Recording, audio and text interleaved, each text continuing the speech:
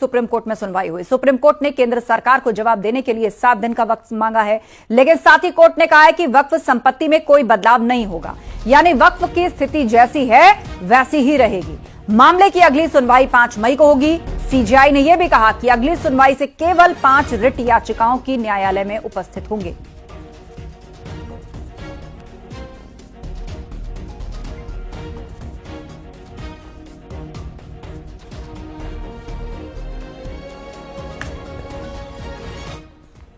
उन्होंने स्टे नहीं किया है। जो भारत सरकार के सॉलिसिटर जनरल है उन्होंने अपना स्टेटमेंट दिया है कि अगली तारीख तक न तो काउंसिल में न वक्फ बोर्ड में कोई अपॉइंटमेंट जो संशोधित कानून है उसके अनुसार किया जाएगा।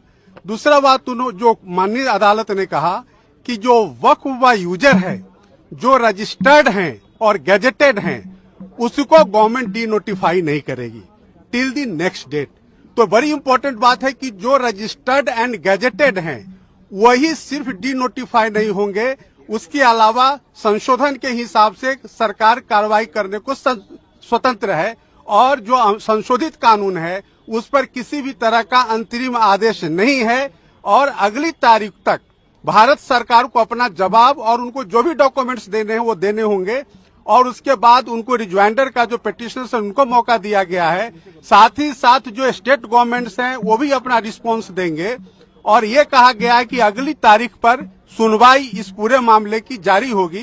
तो माननीय सर्वोच्च न्यायालय को जो रेस्पोंडेंट्स यानी कि भारत सरकार ने कहा कि हम डे टू डे सुनवाई के लिए तैयार हैं। आप पूरे मामले को, क्योंकि ये पार्लियामेंट का कानून है, पार्लियामेंट के कानून को आप इस तरह से स्टे नहीं कर सकते हैं और माननीय सर्वोच्च न्यायालय ने सॉलिसिटर जनरल ऑफ इंडिया के बात को माना है और उन्होंने संशोधन को स्टे नहीं किया है।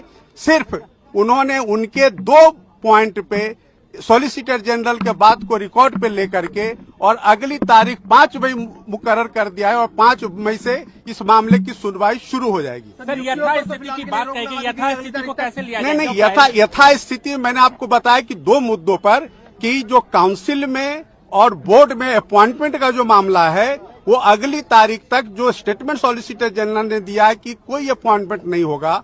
और दूसरा जो है वक्फ व यूजर, तो माननीय सर्वोच्च न्यायालय ने अपने आदेश में लिखा है कि जो रजिस्टर्ड हैं और गैजेटेड हैं उसको गवर्नमेंट डी नोटिफाई नहीं करेगी अगले आदेश तक। सर, आप उनसे क्लियर है सर, वक्फ बाई यूजर को डी नोटिफाई नहीं करेगी ना? मतलब नहीं, वक्फ बाई नहीं, सिर्फ वही जो रजिस्टर्ड एंड गैजेटेड हैं। सर, ये कोर्ट हाँ बिल्कुल। इस वक्त विशेष तौर पर बात करते हैं, हमारे साथ वरुण कुमार सिन्हा जी हमारे साथ में हैं। सर, आज किस तरह से तमाम दलीलों को आपने रखा? देखिए, आज माननीय सर्वोच्च न्यायालय की जब सुनवाई शुरू हुई तो solicitor general of India Shri Tushar Mehta ने अपने तरफ से एक प्रस्ताव दिया, जिस प्रस्ताव को माननीय सर्वोच्च न्यायालय ने स्वीकार कर लिया। उनका प्रस्ताव ये था कि मैं joint working committee of parliament का मेंबर था। जितने अमेंडमेंट सरकार ने उसमें लाए थे हमने उसकी मुखालिफत की और हमने डाइसेंट रिपोर्ट दिया पार्लियामेंट में भी। और आज सुप्रीम कोर्ट में आए और किस तरह से देखते हैं पूरे इस फैसले को? देखिए, माननीय उच्चतम न्यायालय ने एक अंतरिम राहत दी है जो बहुत जरूरी राहत थी और इस राहत से हम खुश हैं, इसमें कोई दो राय नहीं। देश भर से बहुत सारी याचिकाएं थी, मैं भी उनमें से एक हूं और ये बिल पूरी तरह से कॉन्स्टिट्यूशन के खिलाफ है। जो अमेंडमेंट लाए गए थे वो सिर्फ और सिर्फ वक्फ की जमीनों को हड़पने के लिए सरकार की एक कोशिश थी, एक साजिश थी। और मुझे खुशी है कि माननीय उच्चतम न्यायालय और माननीय मुख्य न्यायाधीश महोदय इस बात को समझ रहे हैं और जो उन्होंने पॉइंट्स रखे हैं उससे पता चलता है कि भविष्य में हमें और बेहतर रिलीफ मिलेगी। आज की रिलीफ के लिए माननीय उच्चतम न्यायालय का बहुत शुक्रिया। कम से कम अगले 1-1.5 हफ्ते तक सरकारी तौर पर वक्फ की जमीनों को लूटा नहीं जा सकेगा। नियुक्ति के मसले पर भी रोक लगा दी गई है। धन्यवाद। यही सारे पॉइंट थे जो हमने पार्लियामेंट में उठाए थे, जिसके लिए पूरी जेपीसी में अपोजिशन के मेंबर्स कह रहे थे कि आप इन सारे सुझावों को मानिए, लेकिन वो नहीं मान रहे थे। आज बहुत खुशी का जो एक पल आपके चेहरे पर देखा जा रहा है। फिलहाल बहुत मायूस भी नहीं थे और अब बहुत खुश भी नहीं है, लेकिन हम संतुष्ट हैं कि माननीय उच्चतम न्यायालय संविधान बचाने के लिए, ये हमारी जीत नहीं है, ये संविधान की जीत है। संविधान से देश चलेगा, संविधान से कानून बनेंगे, किसी की मर्जी से नहीं बनेंगे। ये आज जो माननीय सर्वोच्च न्यायालय का जो फिलहाल फैसला है, हमें खुशी है कि माननीय सर्वोच्च न्यायालय ने फिलहाल जो अपॉइंटमेंट है उस पर अभी स्टे कर दिया है और जो वक्फ प्रॉपर्टीज हैं, चाहे वो वक्फ बाई यूजर हों या अनरजिस्टर्ड हों, अभी उस पर फिलहाल किसी प्रकार की कोई उसके अंदर चेंज बदलाव नहीं होगा। तो और हम उम्मीद करते हैं जो 1 हफ्ते का समय सरकार ने मांगा है उसके बाद में फिर 5 दिन का समय हम लोगों को भी दिया जाएगा जवाब देने के लिए। तो इंशाल्लाह उम्मीद है कि जो माननीय सर्वोच्च न्यायालय का आगे को भी फैसला आएगा वो तमाम जनता के हित को देखते हुए कि इस चीज में कि किसी प्रकार से हमारे संवैधानिक अधिकारों का जो उल्लंघन, जो हमारे अधिकार छीनने का एक तरह प्रयास था, उसको रोक लगाते हुए हमारे हक में फैसला आएगा। और फिलहाल जो सबसे अहम पॉइंट थे उन 2 उस पर फिलहाल माननीय सर्वोच्च न्यायालय ने स्टे कर दिया। हम इसके लिए मुबारकबाद देते हैं और शुक्रिया अदा करते हैं माननीय सर्वोच्च न्यायालय का। एक विशेष बात जो इसमें रही वो देखने वाली ये है कि सुप्रीम कोर्ट ने कुछ जो बड़े कंट्रोवर्शियल मुद्दे थे जिसमें हम लोग लगातार अपनी आवाज उठा रहे थे न्यायालय के माध्यम से, जैसे वक्फ बाय यूजर पे कई वो आए थे, अमेंडमेंट्स आए थे, उन चीजों पे कोर्ट ने केंद्र सरकार को ये कहा है कि आप अगले तारीख तक न्यायालय के किसी आदेश के आने तक 5 मई को आप कोई आगे कार्रवाई नहीं करेंगे। यूपी के अल्पसंख्यक कल्याण मंत्री दानिश आजाद ने वक्फ प्रॉपर्टी पर कहा कि इस पर सिर्फ गरीब मुस्लिमों का हक है। अब तक वक्फ प्रॉपर्टी का दुरुपयोग किया जा रहा था, अब सही काम होगा। कि संपत्तियों का यूटिलाइजेशन ये प्रॉपरली नहीं होता था। जो अलग अलग वक्फ बोर्ड थे, अलग अलग स्टेट्स में या सेंट्रली वक्फ बोर्ड थे, उन्होंने अपने आप को इतना संकुचित कर लिया था और उन्होंने एक पर्दा समाज के बीच में और अपने बीच में डाल दिया था जिसमें किसी भी सामाजिक स्थिति की संरचना, उनके विकास, समाज के विकास की आधारभूत जो मुहैया कराना ही सुविधाएं वो नहीं हो पा रही थी। मूल भावना से हमें लगता है कहीं ना कहीं वक्फ बोर्ड भटक गया था।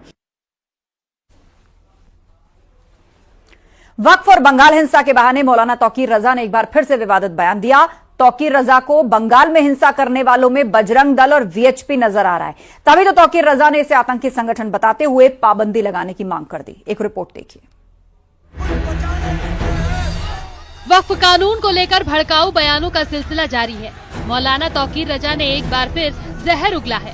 बंगाल हिंसा का जिक्र करते हुए तौकीर ने बयानों के भड़काऊ तीर छोड़े और विश्व हिंदू परिषद के साथ ही बजरंग दल को आतंकवादी संगठन बता दिया। हर एक की ये कोशिश है कि मुझे बड़ा हिंदू समझा जाए और बड़ा हिंदू वो है जो मुसलमान को ज्यादा सता सकता है, जो ज्यादा जलील कर सकता है। विश्व हिंदू परिषद और बजरंग दल जैसे आतंकवादी संगठनों पर जब तक पाबंदी नहीं लगेगी तब तक इस देश में इस किस्म का माहौल बना रहेगा। तौकीर रजा ने हिंदुस्तान के मुसलमानों से अपील करते हुए कहा कि मुसलमान सब्र के साथ काम लें और मुस्लिमों को भड़काते हुए ये भी कहा कि हिंदुस्तान में अभी मुसलमानों को और सताया जाएगा। वक्फ की तरह अभी और भी बिल आएंगे और कानून बनाए जाएंगे।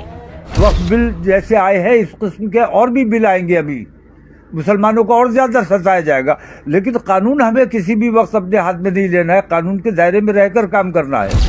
ये कोई पहली बार नहीं है जब तौकीर रजा ने इस तरह के भड़काऊ बयानबाजी की है।